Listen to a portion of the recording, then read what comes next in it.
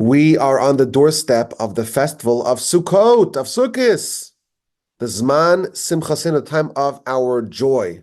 Immediately following Yom Kippur, we begin the preparations to build a sukkah, to assemble our four species, and to prepare for this other festival that comes very much in the wake of Rosh Hashanah, 10 days of repentance, and Yom Kippur. This is a 7-day festival. In the diaspora, we always add another day because of the uncertainty of the calendar. And right after the festival of Sukkot, appendage to it, you have Shmini Atzeres, which is technically a different festival, but because it's all bunched together, it's oftentimes just viewed as one big amalgam of celebration. So if you do the math, we have 7 days plus the 8th day, Shmini Atzeres, plus we add another day in the diaspora. We have 9 days of festivities, of joy, of celebration upcoming. So we're going to build a sukkah, the temporary dwelling.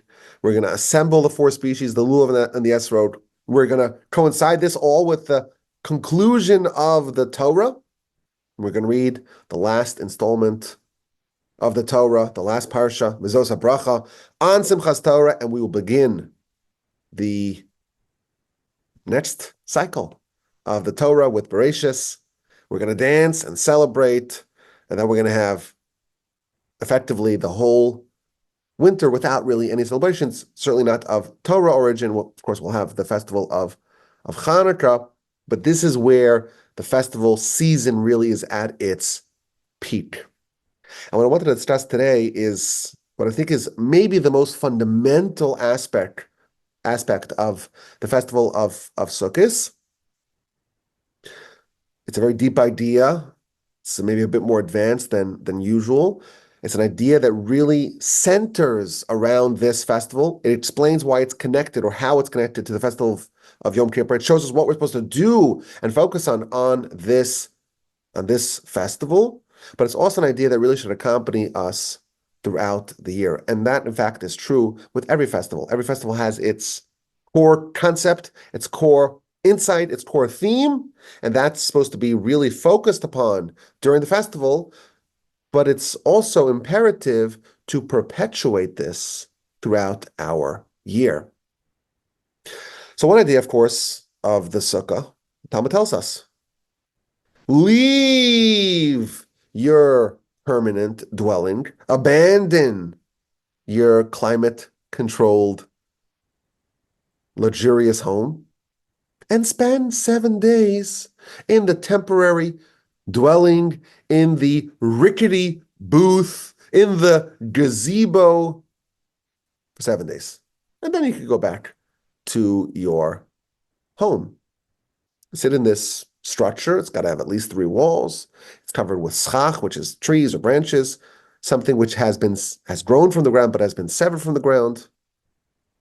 And when you spend 7 days in the sukkah, in a clearly temporary state, when you go back to your permanent home, you should also remember that your permanent home is also temporary, and your life here is all temporary. And think about what really is permanent, i.e., your soul. That's one of the major themes of this festival, and it's really the major theme of life here. We got the body, we got the soul. One's permanent and one's temporary, and our dilemma and our challenge and the maelstrom in which we are thrust into in life is to choose which world we want to prioritize. This world, the world of the body, or next world, the world of the soul. And when we focus on the temporality of this world for 7 days, it reminds us that really there are only gradients of temporality. Our permanent home, well, how permanent is it really? In 100 years from now, someone else will be living there, and we will be elsewhere. And in truth, that same mega theme is done twice a year. For 7 days, we sit in the sukkah, and for 7 days, we eat the matzah. And these are exactly equidistant from each other, exactly half a year, the 15th day of Nisan and the 15th day of Tishrei. Exactly half a year from each other, we spend 7 days existing on a temporary plane and reminding ourselves that our body and its agenda And it's tenure, it's all temporary. And our soul is what really matters. And we hopefully will take that lesson with us throughout the year. But today I want to focus on the festival of Sukkot from a bit of a different angle. Yes, the Torah tells us that we have to dwell in these booths in the Sukkah for 7 days. And the Torah gives us a reason. Why must we sit in the Sukkah for 7 days? Leviticus chapter 23, verse 44. L'man yedu dorosechem, so your future generations will know.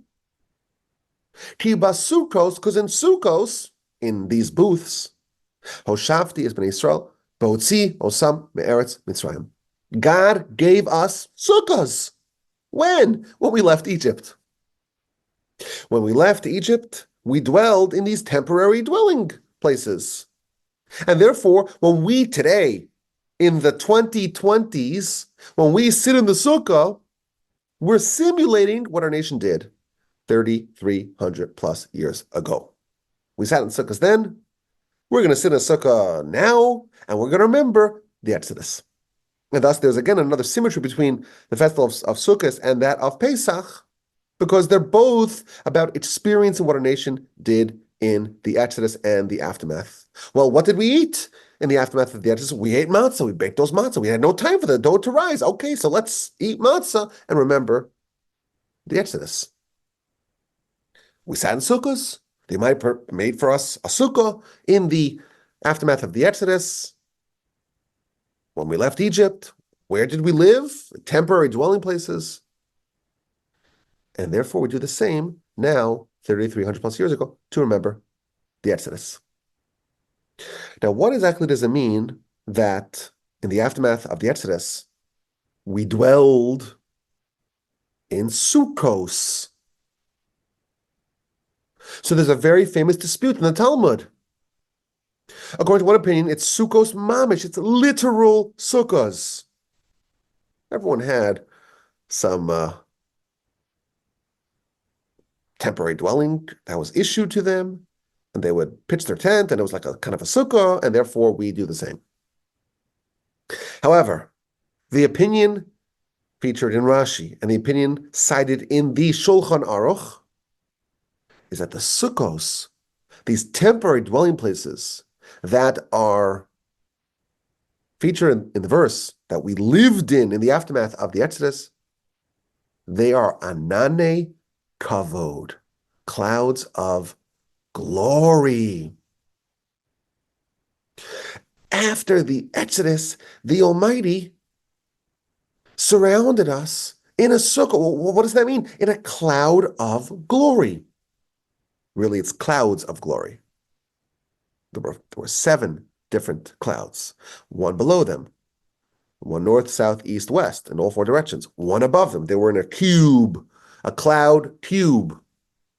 And there was a 7th cloud that was the scout that was preparing the way for them. It was traveling ahead of the nation, and it would flatten the mountains and fill in the valleys and get rid of any pests, any snakes or scorpions along their way.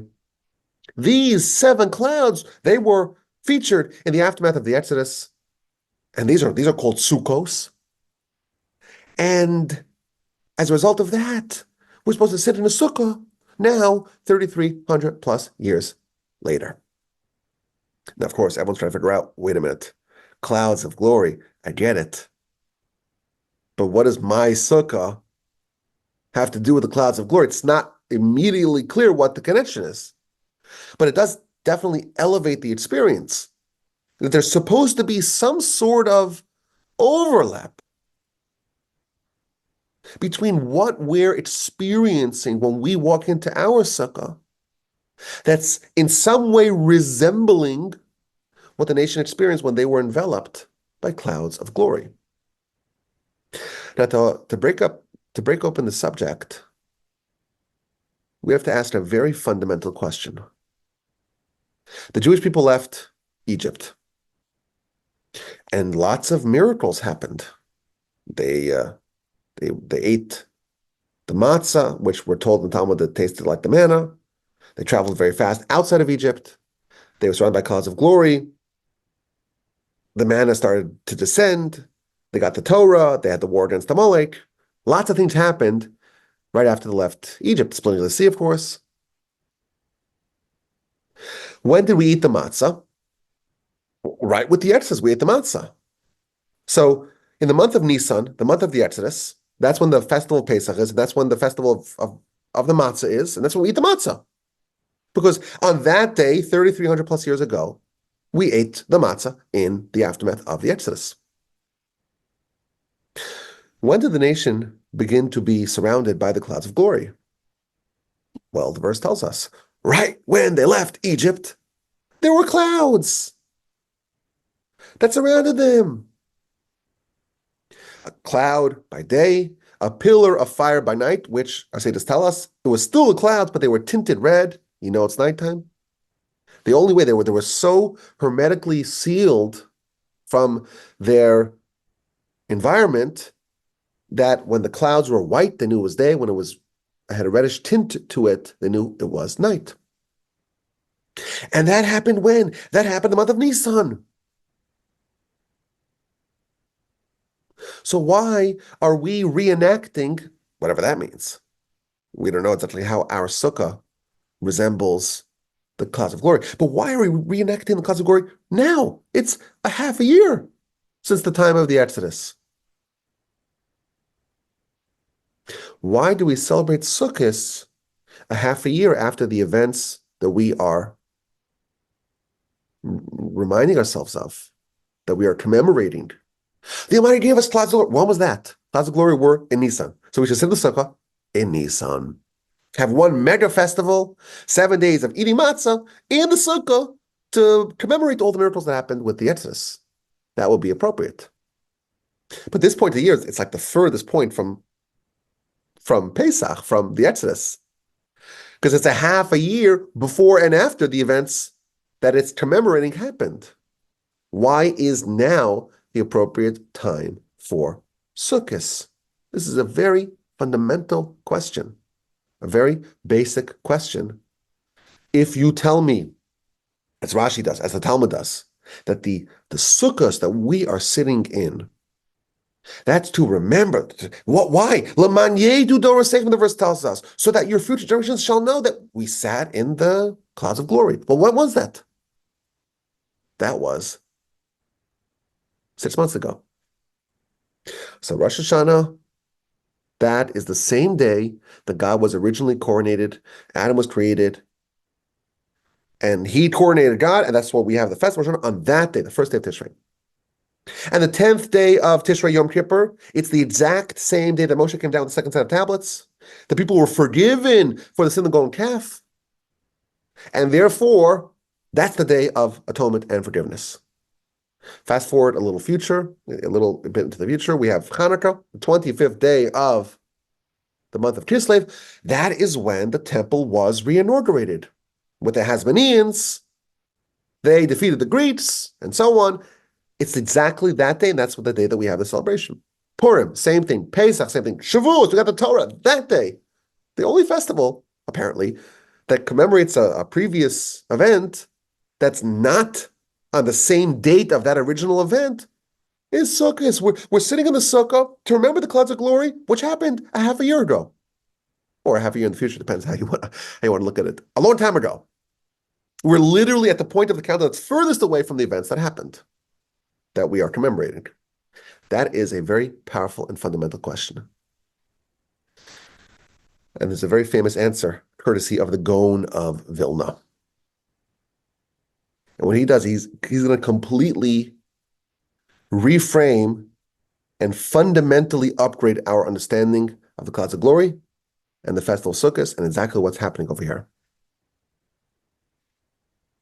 He tells us the clouds of glory, actually, the 15th day of Tishrei, the first day of Sukkot, that's when the clouds of glory happened. How so? So he tells us. Yes, the nation, when they left Egypt, were surrounded by clouds of glory. True. And when they traveled, they got the manna, and they had the war against Amalek, and they got to Sinai, and the clouds of glory are all there. 40 days after the revelation at Sinai, there's the sin of the golden calf. And Moshe descends from heaven with the first set of tablets and shatters them on the ground. The nation, really, they're supposed to be destroyed. Moshe intercedes and he prays, the nation is spared. But their status has been diminished. The Talmud tells us that they were like Adam before the sin. They had purged themselves of any vestiges of the venom of the serpent, but everything came back. They were lowered, they were depressed, they were spiritually diminished. They no longer had the tablets, and they no longer had the clouds of glory. The clouds went away. They were rendered undeserving of the clouds, and they lost them. Now Moshe goes up to heaven a second time to pray. He goes up to heaven a third time on the first day of Elul. This time God tells him, bring with you stone tablets. We're going to give you a second chance.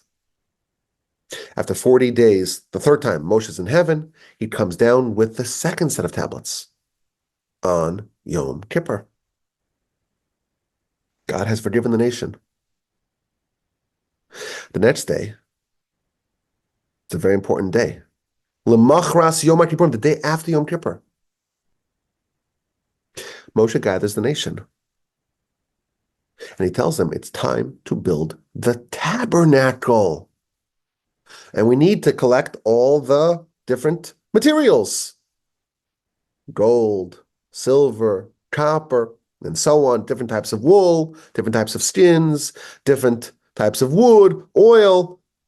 The fundraising mission.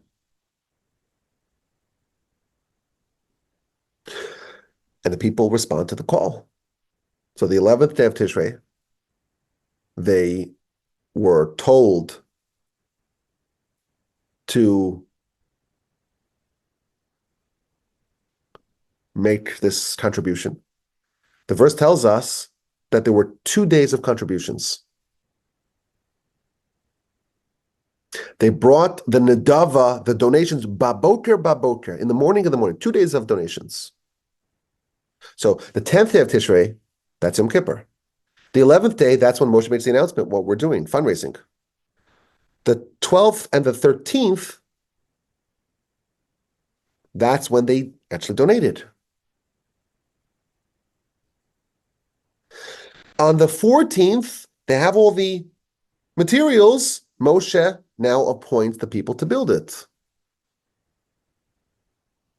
So Betzalel and Ahaliav and all the Chacham Lev, all the people who have wise hearts, now they're getting arranged and appointed to start building. And on the 15th day, they start building the tabernacle.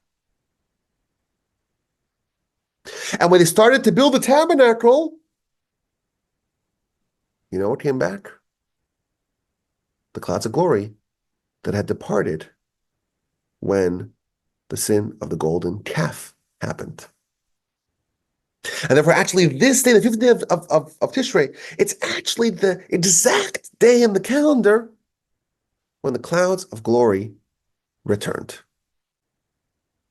And therefore, yes, there is consistency. Every single festival is celebrated on the exact day when the events and when the themes and when the powers of that festival are at their peak and when they originally happened, when they originally expressed themselves. Sukkot indeed happened on the exact day when the clouds of glory came back. Very, very interesting calculation, courtesy of the Gaon of Vilna. Now, like I said earlier, this is going to upgrade our understanding of the whole festival and the whole mitzvah. But it does raise some very, very interesting and important questions. The clouds of glory, we got them twice, right? We got them once with the Exodus, and we lost them. And we got them back. on the 15th day of Tishrei, on the day of Sukkot. It's kind of similar to the tablets. We got the tablets once, and then we lost them, and we got them back. The nation was close to the Almighty, and then we sinned, and we strayed, and then we came back on Yom Kippur.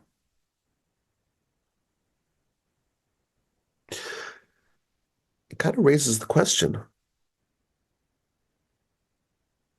why are we celebrating the reinstitution of the clouds of glory and not the original? Think about it. When do we celebrate the giving of the Torah? We celebrate it on the original giving of the Torah. The Torah was given twice, right? First time Moshe got the first set of tablets, those were destroyed. He got the second set of tablets, those endured. So if the Torah was given twice, we should celebrate. Which one do we celebrate? We celebrate the first one. If the clouds of glory were given to us twice, somehow we don't celebrate the first one, we celebrate the second one. It's an interesting inconsistency. So yes, the clouds of glory did come back on the 15th day of Tishrei, but so what? Shouldn't we still celebrate the original clouds of glory? Yom Kippur, that's when we got the second set of tablets. We don't have Shavuos on Yom Kippur. We celebrate the giving of the Torah at the original giving of the Torah. Moreover, the fundamental concept that he's telling us is that clouds of glory, that equals this experience of the Sukkot. That's what the Talmud tells us. But the tabernacle, when you start building the tabernacle, that's when the clouds of glory came back. They didn't come back on Yom Kippur. They came back 5 days later. Start to build the tabernacle.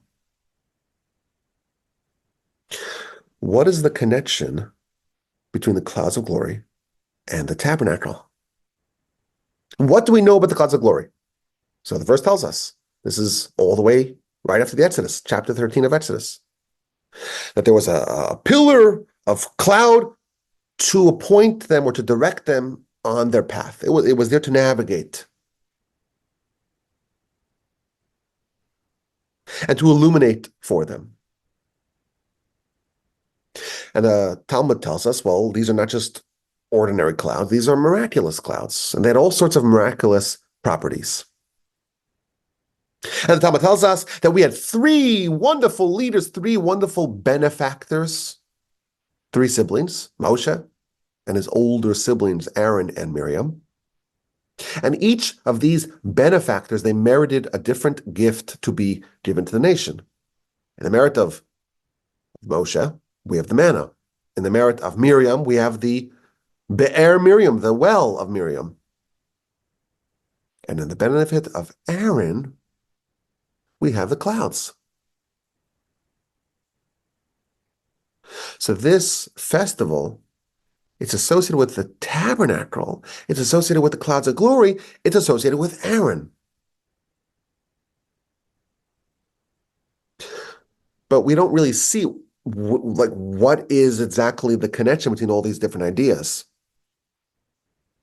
And what does the tabernacle have to do with the clouds of glory? Clouds of glory we got in the Exodus, and we got them back with the tabernacle.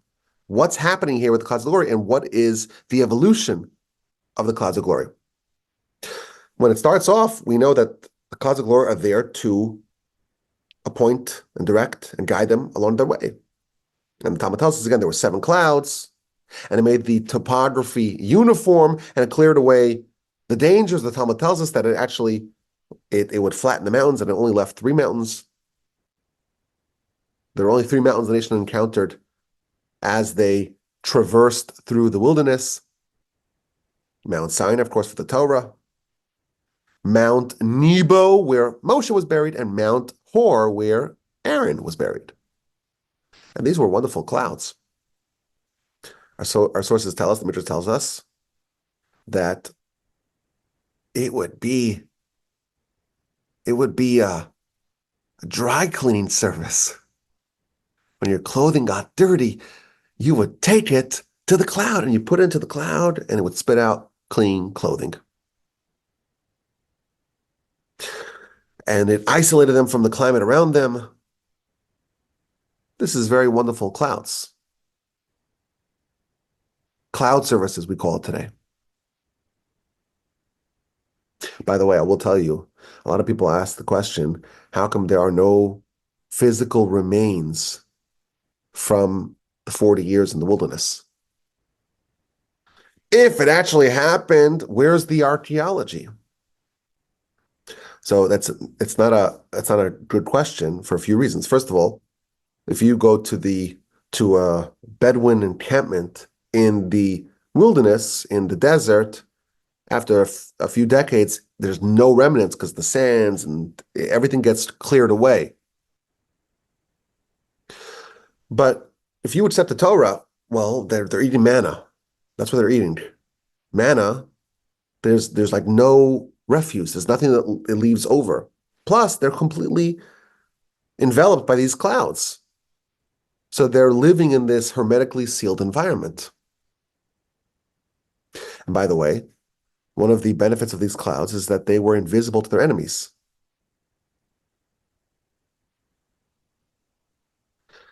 Right after Aaron died, because Aaron was the benefactor of the clouds,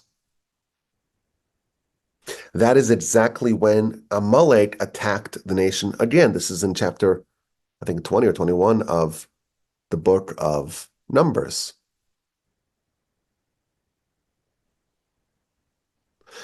It's a pretty cool thing to have, to be enveloped and cocooned by these clouds. And of course, when the clouds moved, the nation moved. The verse tells us in chapter 9 of Bamidbar of Numbers, Ulefi ha'elos ha'anon ma'al ha'oel, when the cloud lifted up from upon the tent, meaning the tabernacle, it was time to move. But the connection between the cloud and the tabernacle is not yet quite obvious. Now, there's something really cool here, just as an aside. We are told in the very reputable sources that the war of Gog and Magog, the apocalypse, is going to happen on the festival of Sukkot. And when we pray in Psalms 27, God will shelter me bisuko, in his sukkah. On an evil day, he'll protect me. That's a reference to this war, the war of Gog and Magog. And during the festival of Sukkot, we have special prayers called Hoshanas. And one of the Hoshana prayers is Hoshana Shalosh Shos, Hoshana, save us, grant us salvation. 3 hours, grant us salvation. That's because this war, this apocalyptic war of Gog and Magog, is going to be a 3-hour war on Sukkot, maybe specifically on Hoshana Rabbah, which is the last day of Sukkot. And anyone who's going to walk into their sukkah as the missiles are flying will have the same effect as someone who walks into the clouds of glory when the enemies want to attack. They become impervious to attack. That's what we're told in the Tur, in the Gaon of Vilna, in very, very ancient sources. So there's something about our sukkah that reenacts the clouds of glory and all of its benefits and all its protective powers, and that is intimately associated with the tabernacle. The clouds of glory initially weren't really associated with the tabernacle. When we first left Egypt, well, there's no mention of a tabernacle. Only in the aftermath of the sin of the golden calf, and the repentance, and the atonement of Yom Kippur, and the fundraising mission, and the donations, and the actual building of the tabernacle, the clouds of glory come back, and these are different clouds of glory. These are clouds of glory that are associated with the tabernacle. And thus, on the 50th day of Tishrei, when the clouds of glory came back in a newer, better, upgraded version, now they're associated with the tabernacle. Well, now we build the sukkah. So just to organize our questions before we explain the essence of the matter here. These clouds of glory are associated with Aaron. The festival of Sukkot, we could say, is associated with Aaron. It's associated with the tabernacle. We know that who's the Kohen in the tabernacle? That's Aaron. But what exactly is Aaron's connection and Aaron's role to the tabernacle, to the clouds of glory? And what does it mean for us? We have a festival associated with the clouds of glory. Where's the festival associated with the manna? We're told there were 3 benefactors, and Moshe, and Aaron, and Miriam. So if the festival of Sukkot is associated with the clouds of glory, maybe there should be a festival associated with the manna, or with the bear Miriam, with the wellspring of Miriam. What exactly is the connection between building the tabernacle? Why does that trigger the restoration of the clouds of glory? Why, when the building of the tabernacle commenced on the 15th of Tishrei, why were the clouds restored precisely then? And if you think about it, on Yom Kippur, 5 days prior, the nation got the second set of tablets. God said, I forgave you.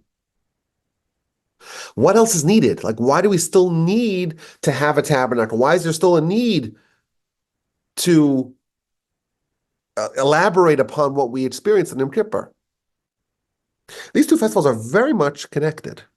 Yom Kippur, right away, Sukkot. And Yom Kippur did not give us the clouds of glory back. It didn't come back. There's something missing on Yom Kippur.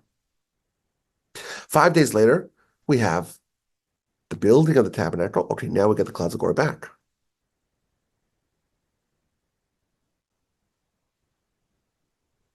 So let's understand this. Again, I know it's very deep, lots of different questions, but let's get to the fundamental essence of the matter. Sukkot is the celebration and the reenactment of Aaron's contribution, the clouds of glory.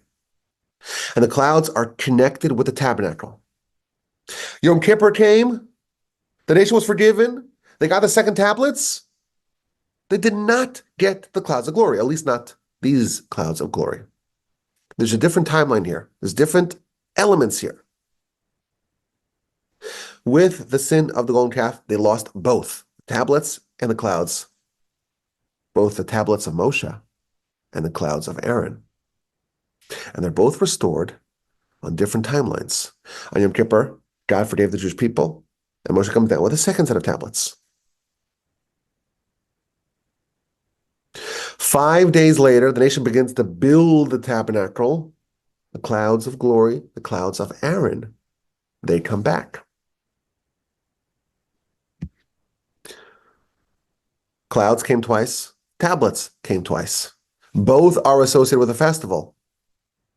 When it comes to the tablets, we celebrate the original, i.e. Shavuos. When it comes to the clouds, we celebrate the second time the clouds come, the ones that came with the building of the tabernacle. Here's the idea. There's a fundamental difference between Moshe and Aaron. These 2 brothers play very different roles. Moshe is the benefactor of the manna. He gives us the tablets. He gives us the Torah. Moshe's role is to go up to heaven and to bring it down to us. Go up to heaven, get the tablets. Go up to heaven, get the Torah. Go up to heaven, get the manna. And it all descends down from heaven for our benefit. Manna and Torah is the same thing. It's something amazing that descends from heaven to be absorbed and digested and enjoyed by the people and to be elevated by it. Torah, that is the ingredients to turn man into angel. Manna is lechem abirim. It's the food, the bread of angels. The experience of eating the manna transformed a person from a beast, from a human, to an angel. And that's Moshe's role, to drop down from heaven, to parachute from heaven, the wonderful properties and wonderful abilities to elevate and transform a person. And by the way, we do have a festival of the manna. It's called Shavuos. We do have a festival to celebrate that. That's when we got the Torah. The Talmud tells us, Lo nitna Torah ella la'ochlei aman. The Torah cannot be given to anyone aside from those who ate manna. The celebration of the Torah is a celebration of the manna as well. It is a celebration of something, thanks to Moshe, something glorious and wondrous that descends from heaven in Moshe's merit. And it's for us, and for us to experience, to absorb, to digest, and to be transformed as a result. Aaron has a very different job. Aaron has a different role to play. Aaron, he is there to make sure that the inspiration gets filtered out throughout the nation. Moshe gives us the manna. Aaron makes sure that we eat and chew it properly. He distributes it to us. The way I like to think about this is Moshe, his role is vertical, to take the divine inspiration and drop it down to us. Aaron's role is horizontal, to take what Moshe dropped to us and make sure everyone gets it and everyone's elevated on their level. By way of analogy, we know that the vessels in the tabernacle, they each represent a different idea, a different element.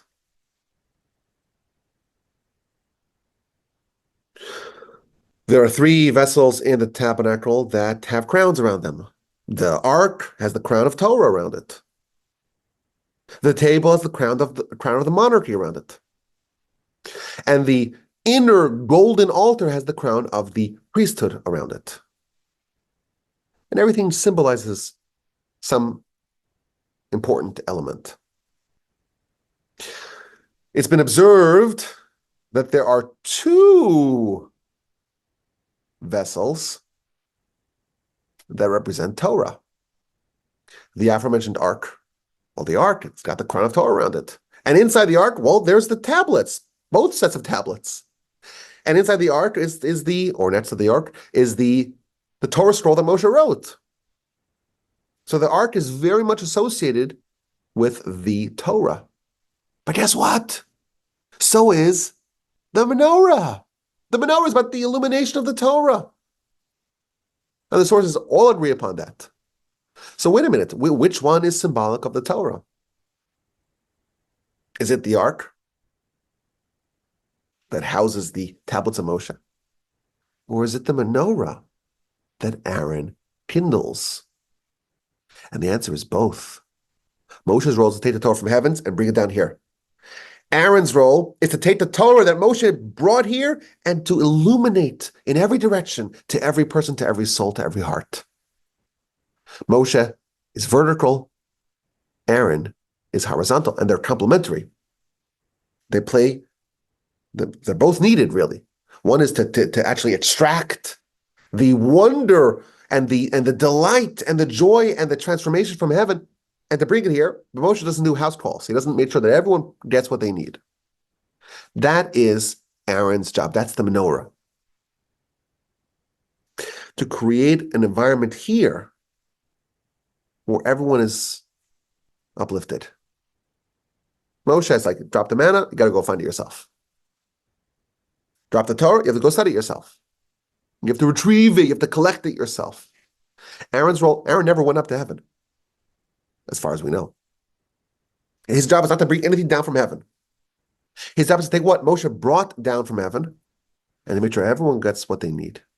To create an environment where the power of the Torah can be experienced by all. To make it real and powerful and enduring in this world. Aaron does do house calls. Takes what Moshe delivered and makes sure that everyone gets what they need. Feeds the people. Moshe he does the big trip from heaven. Here, Aaron does the last mile. And we're told that Aaron, well, he's the benefactor in whose merit we got the clouds. Which direction do the clouds go? They travel horizontally. They're always with us. They don't drop down from heaven to us. They're surrounding the nation and making sure on our dimension, they're moving with us in a horizontal, Aaronic fashion.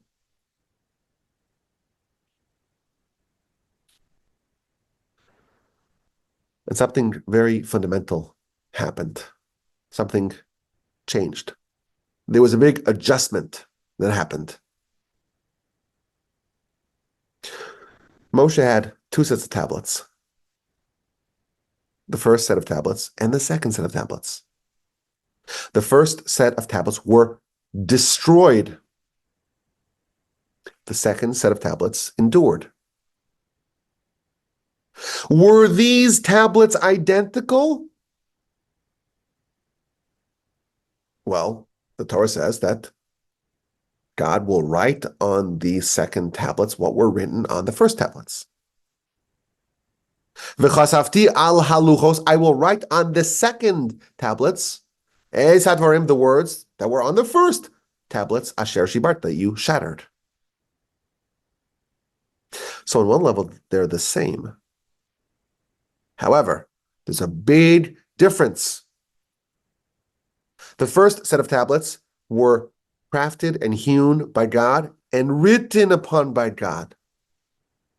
The second set of tablets, God tells Moshe, you make the stones and I'll write on the stones.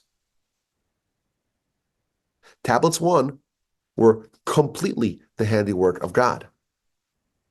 Tablets 2, well, it's partially done by God.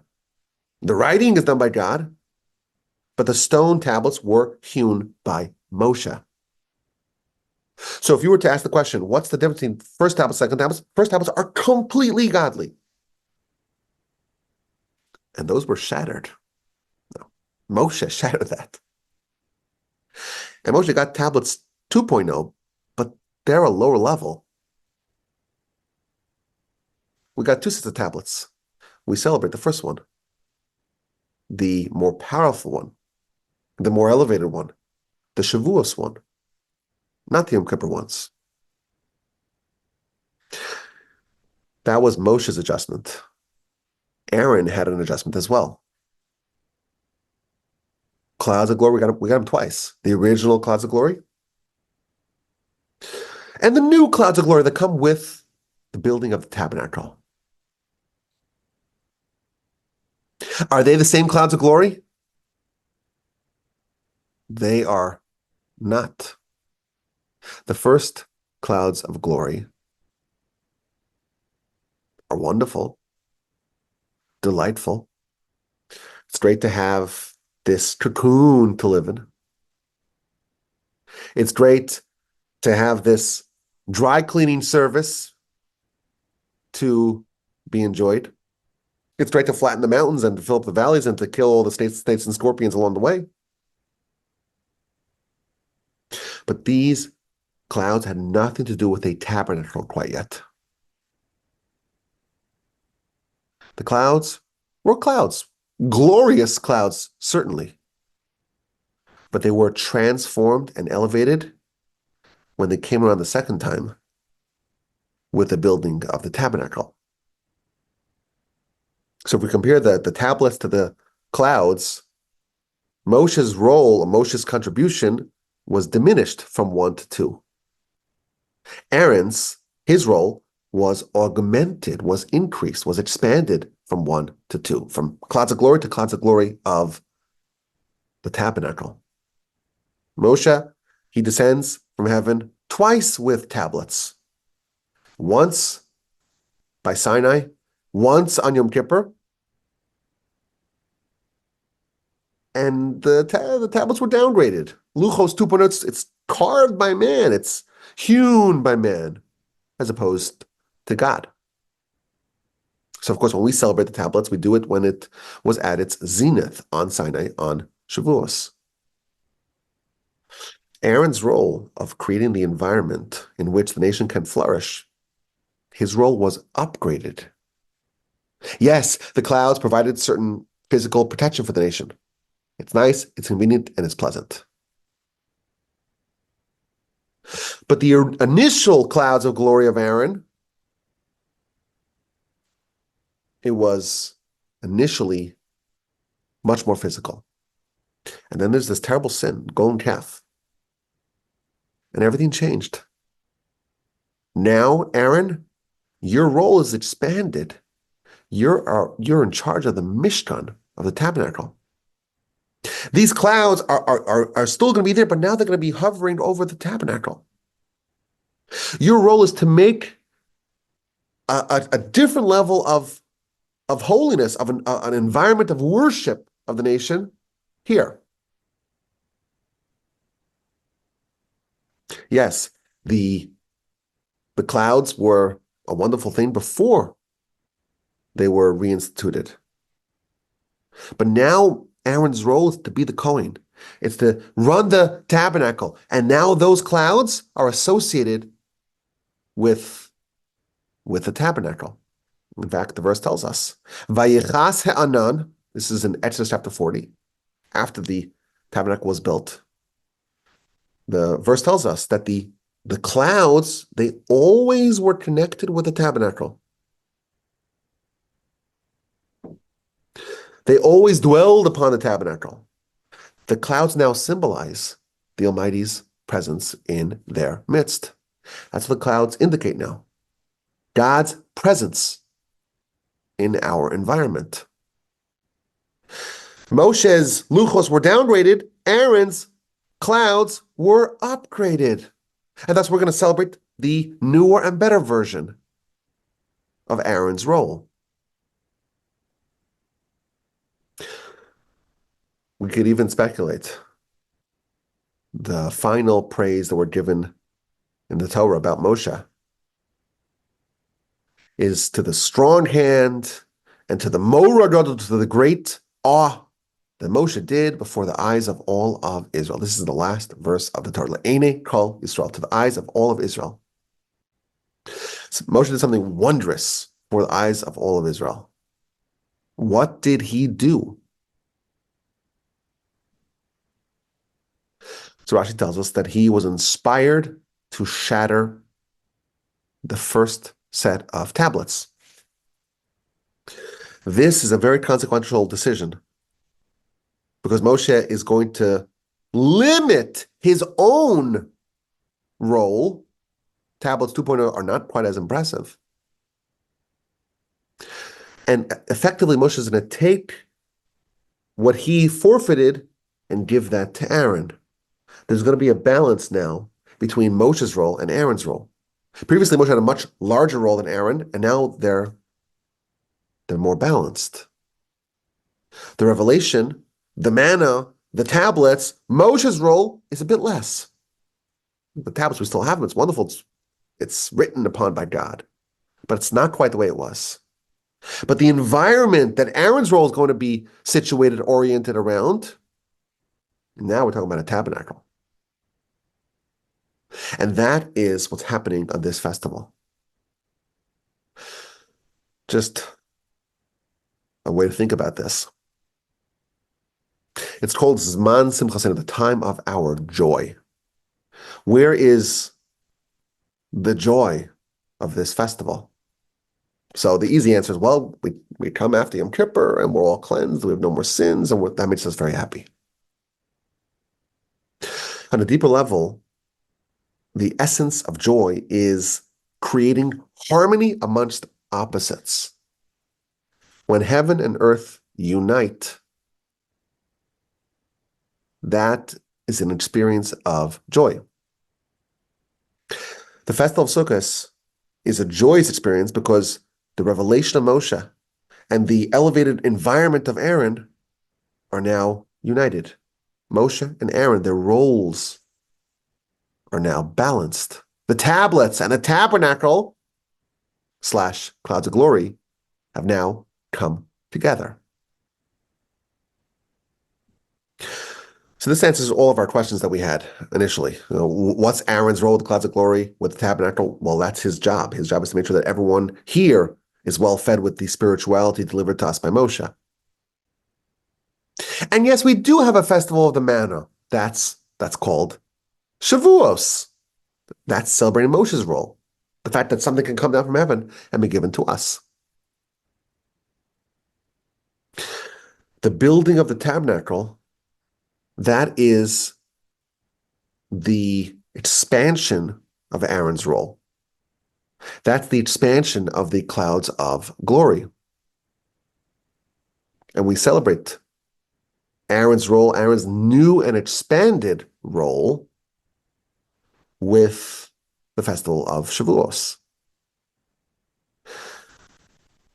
Now, these ideas are very powerful and very deep and very profound ideas.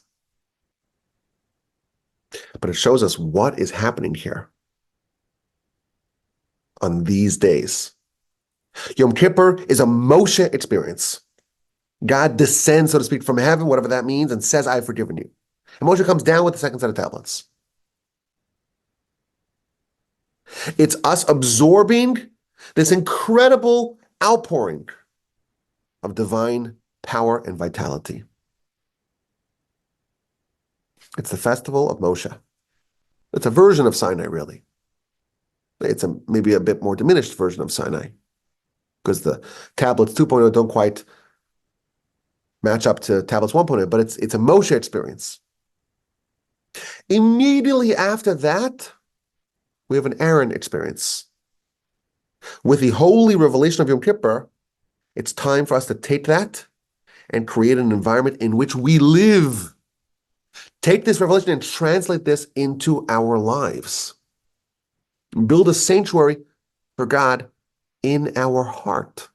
Take this Yom Kippur and make it practical and useful for us and enduring for us. We need to channel Aaron. And we reenact the clouds of glory with our sukkah. With our sukkah, we have the possibility of experiencing a degree of the supernal loftiness of the clouds of glory of the tabernacle. When you walk into the sukkah, on some level, you're walking into the tabernacle. You're walking into the clouds of glory. Which is why the halacha says you have to have a certain presence of mind when you walk into the sukkah. You can't be lightheaded, in the words of the sources. You have to sit be'emo be'ira, with seriousness and with awe. And you can just be there to chit-chat. You're like in the temple on some level. This is the experience of integration. What we experience in Yom Kippur, we want to find a way to filter it into our lives. And there's a very ancient and widespread tradition to invite 7 shepherds to our sukkah. Now, what does that mean? The seven shepherds, the 7 ushpizim. What does that mean? It's to invite the 7 great leaders of our people, shepherds of our people, to come to us in our sukkah to hang out with us. Day 1, we invite Abraham. Day 2, Isaac. Day 3, Jacob. And that makes sense. Day 4, Joseph. Then Moshe, then Aaron, and then King David. What are they doing in our sukkah? The experience of the sukkah is to take our environment and to transform it, just like the clouds of glory did, just like Aaron did, just like the tabernacle did. And we're trying to do the same. We're inviting these people who have so much to teach us. We're inviting them into our orbit. We're trying to create an environment in which the powerful inspiration and revelation that we received in Yom Kippur, that we received courtesy of Moshe, and now let's find a way to integrate that into our lives. And the last day of Sukkot, the last prayer that we pray to sit in another sukkah, the sukkah of the Leviathan. Now, what does that mean? I don't know exactly what it means, but it's a reference to a very different type of living. When there is a full merger, a full bonding of Moshe and Aaron within us, where we take all this incredible revelation, the Torah, the tablets, the manna, and fully integrate it within ourselves, that world is called Messiah. And we're told on some level that there's going to be we're going to experience the Leviathan, whatever that means. But that's going to be an experience where this elevated life, where my guests are Moshe and Aaron and Abraham and Isaac and Jacob and Joseph and David, that's not just a 7-day experience. That's who we are. That's how we live. That is what we're trying to do. We're trying to achieve on Sukkot. Now, it does fit in very nice. It does dovetail with the initial idea that we said, to realize that our life here is temporary, and to focus on the permanent self, on our soul. Well, what does it look like if you're living as a soul? Well, that's Messiah. That's Aaron. That's the tabernacle. That's a life of the clouds of glory.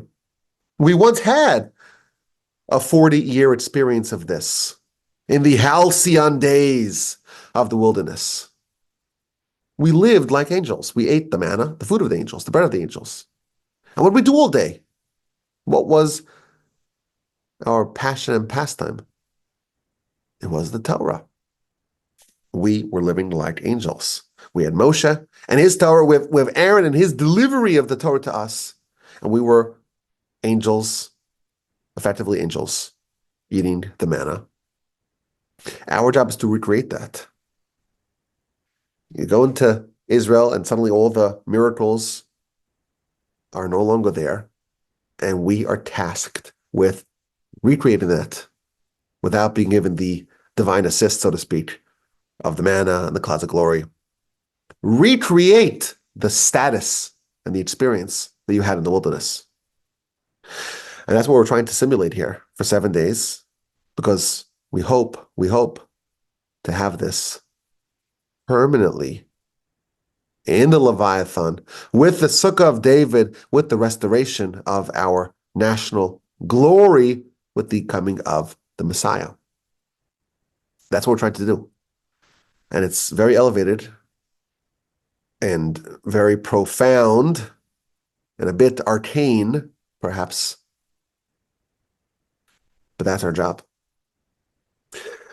And it depends upon us being willing to separate a little bit from our physicality. There is a zero-sum game here. Body and soul are zero-sum. To the degree that we expand the role of our soul, we are diminishing the role of our body. To the degree that we're willing to depart from not just the temporary house and the temporary life, but everything that is associated with a temporary world, with a temporary universe. That is the degree that we're creating the space for a permanent self, for our soul to flourish within ourselves.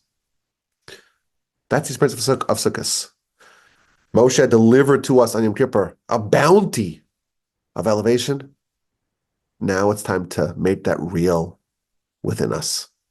And to the degree that we do that, we're channeling the Aaron role, the Aaron experience, the tabernacle, the clouds of glory, filtering it within ourselves, digesting it within ourselves. To the degree that we do, we're tapping into the power of Sukkot, and we're experiencing the joy of Sukkot.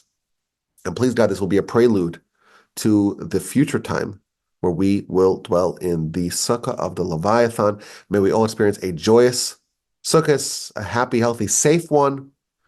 May we experience a little bit of the joy and of the delight and of the elevation that is present inside our Sukkah. And hopefully we'll be able to take some of those values and those achievements with us throughout our year and throughout our lives. Appreciate your attention and for listening to this. I know it's a little bit more elevated and subtle than we typically do. That's okay. It's a new year. We can handle it. But if you want to send me any comments or questions or feedback, my email address is rabbiwolbe@gmail.com.